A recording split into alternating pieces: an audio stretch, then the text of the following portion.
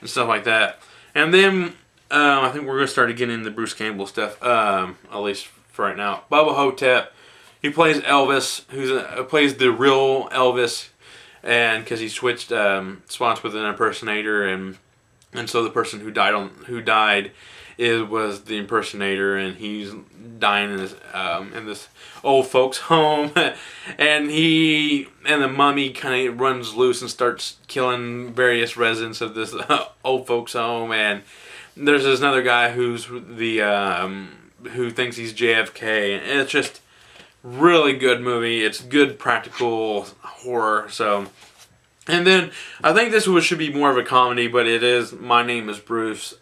Just Bruce Campbell being Bruce Campbell. It's just he's kind of making fun of himself, but I don't want to get too much into it, but it is really funny. But I consider it horror because he has firm roots into the what's it called, horror genre.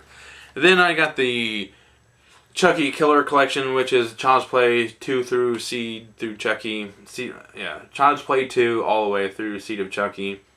I don't have Curse of Chucky, and I don't have Child's Play 1. I just don't have them.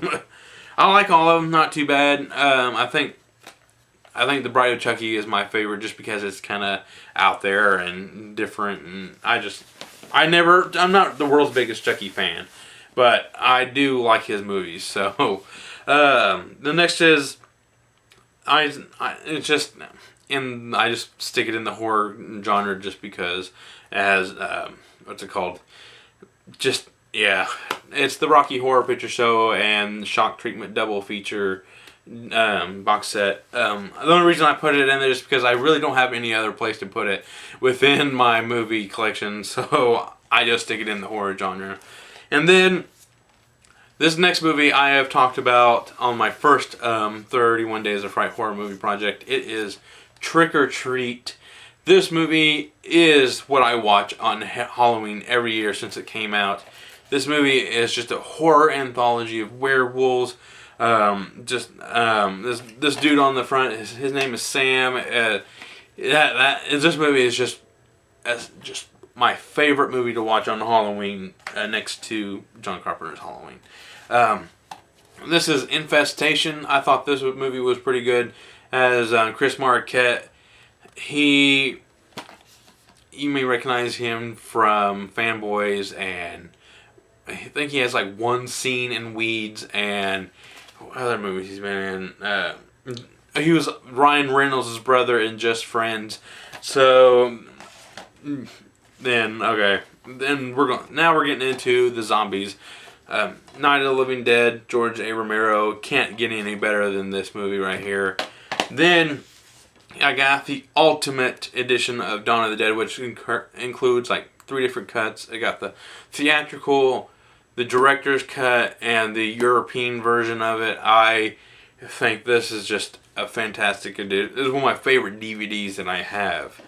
Just because each version is very different, because like the European is kind of more comedic and kind of cuts down all the seriousness, and then the director's cut is just long, and then the theatrical is what we all know as the movie itself. Then we got Day of the Dead. This is the cool one because it has like the little Velcro front, and it comes with like a little book. I probably shouldn't be doing this because it's taking up time, but it has like a little book, has Frankenstein's little book, and so, that's what they call them. So this is a fantastic movie. Bloody, gory. Can't get any better than that movie either. Then I got the Dawn of the Dead / Land of the Dead box set. I bought this because I really wanted the Dawn of the Dead one.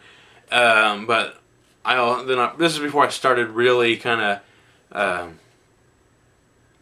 rounding out my movie collection. I just bought it because I couldn't pass it up because I had Land of the Dead with it as well. And then we got Diary of the Dead. This is one of those found footage POV movies, which I don't mind at all. But this one was actually really good. I was surprised how good it was. It had some pretty good scenes in this movie. There's some scenes that could have been left out, but I thought it was really good.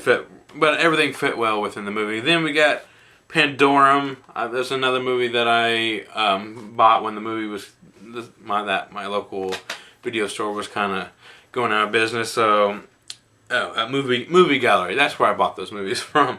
So, the movie, I liked this movie. It wasn't bad. There's some kind of people didn't like it, but I liked it. It wasn't that bad at all. Then we got My Bloody Valentine 3D. This one has Jensen Ackles from Supernatural. So he's really good, and it has Jamie King in it, and who else? I mean, you'll recognize about everyone in this movie. So from various horror movies. So then we got Taking Lives. I know this one isn't technically horror, but it just like has some pretty tense moments in there in terms of storytelling. And then here's probably my biggest regret in buying horror DVDs from what is it called, the Horror Fest films, is Crazy 8. This one had a lot of potential, but I just didn't like it. I think I talked about this more in my straight up review of the movie for the 31 Days of Fright project. And then up next is Voices. This one isn't technically horror either, but he is kind of I don't want to give away. He kind of talks to his pet. It's more than just him talking to his dog and cat. It's a lot more than that. It's just really good. Then up next is The Human Centipede. I bought this one because of Tosh and the way he talked about it, and I had to see it, and I don't regret watching it. I like this one a lot, but compared to the second one, and I'm never going to watch the third one. Well, I can't say never. I might be extremely curious to what that movie, but that second one was just terrible. Now, this one I probably should not say I have, but I do. The Happening.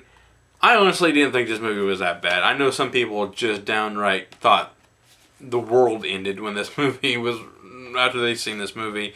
But I thought this movie had some pretty good ideas in it, but overall it was kind of But I don't regret watching it. Some people wish they could wipe that part of the memory out. Then I have Last House on the Left. It's the unrated version. It's the original one, directed by Wes Craven. It's just a good movie. Now, these are back to the Bruce Campbell collection. I have doubles of these because I have different editions of these movies. Because I have the big Anchor Bay collection, which is a really good collection. I don't know why I'm doing this, but it just has this really cool box set. It comes with a poster and everything. It's just a really good just a DVD edition. Then I have this. The reason I like this one is I like the box set. I like the cover art for this one, and then for Evil Dead 2. And then I have the Bruce Campbell versus Army of Darkness Boomstick edition, and it comes with the director's cut, which is pretty terrible quality, but it's just cool having this edition because it has both editions and has that alternate ending to it.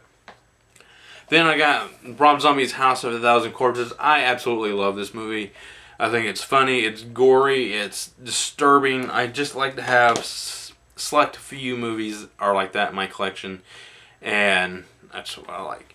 And then we got Dance of the Dead. This is Ghost House. This is I think this is Sam Raimi's thing. Ghost House production. This movie's really good. There's some pretty good moments. And then I have the ever popular Zombie Strippers. Enough said. Then I also have Devil's Rejects, the unrated. This also has a cool documentary on this one.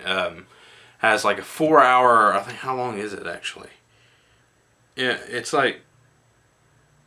between 3 and 4 hours of just making of this movie. I thought it was really good. And then I got Sweeney Todd. I just didn't quite know where to put it in my movie collection. Then I got Teeth.